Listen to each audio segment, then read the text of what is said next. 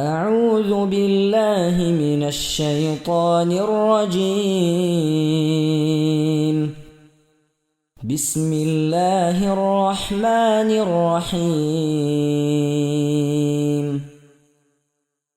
واسأل القرية التي كنا فيها والعير التي أقبلنا فيها وإنا لصادقون. قال بل سولت لكم أنفسكم أمرا فصبر جميل. عسى الله أن يأتيني بهم جميعا إنه هو العليم الحكيم.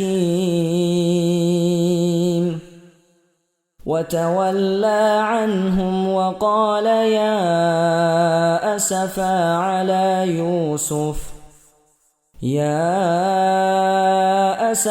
على يوسف وابيضت عيناه من الحزن فهو كظيم. قالوا تالله تفتأ تذكر